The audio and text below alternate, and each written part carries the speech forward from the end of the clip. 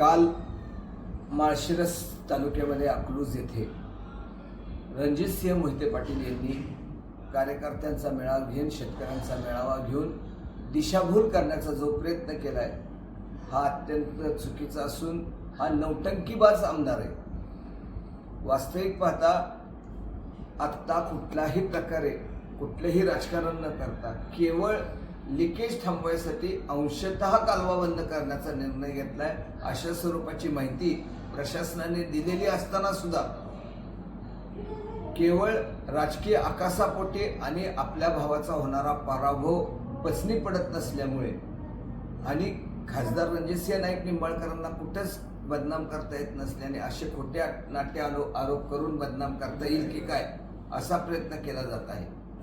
माझं आपल्याला या निमित्ताने जाहीर आव्हान आहे रणजितसिंह मोहिते पाटील साहेब, आपण खोटे नाट्य आरोप करण्यापेक्षा आपले वडील सन्माननीय आदरणीय उपमुख्यमंत्री विजयसिंह मोहिते पाटील हे ज्यावेळेस उपमुख्यमंत्री पदावर होते त्यावेळेस पालकमंत्री म्हणून आमचे फलटणचे सन्माननीय रामराजे नाईक निंबाळकर साहेब होते। त्यावेळेस कालवा समितीची बैठक घेऊन आपलं पाणी बारामतीला देणाऱ्यावर सही करणारे तुम्ही होता। त्यावेळेस तुम्ही का गप्प बसला?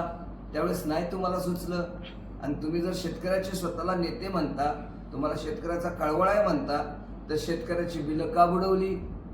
का ऊसाची पेमेंट केलेली नाही? का कारखाने मोडून खाल्ले? का पतसंस्था मोडून खाताना शेतकऱ्यांना सांगितलं नाही तुमची ठेवीचे पैसे हे परत घ्या? आणि खरंच तुम्हाला प्रेम असेल तर आत्ताही तुम्ही हे पैसे परत देऊ शकता। तुम्हाला लोकसभा निवडणूक लढवायला पैसे आहेत पण शेतकऱ्याचे पैसे द्यायला पैसे नाहीत। आणि सगळ्यात महत्त्वाचं, खरंच पाणी कमी पडलंय का सयाजीराजे पार्कमधनं होणारा इन्कम कमी पडतोय आणि तिथं पाणी कमी पडणार आहे म्हणून तुम्ही ही नौटंकी करताय शेतकऱ्याच्या नावावर? आता माणूस अडाणी राहिलेला नाही, तुमची ही भूलतापा चालणार नाही। वेळीच सावध व्हा आणि योग्य भूमिका घ्या। चुकीचं वागत असाल तर तुम्हाला उघडं केल्याशिवाय राहणार नाही। आणि राहिला प्रश्न खासदार रणजितसिंह नाईक निंबाळकरांचा, तर मागच्या वेळेस खासदारकी झाल्यानंतर 15 दिवसात बारामतीचं बंद पाणी परत आणणारा खासदार रणजितसिंह नाईक निंबाळकर आहे म्हणून त्यांना जलनायक म्हणतात।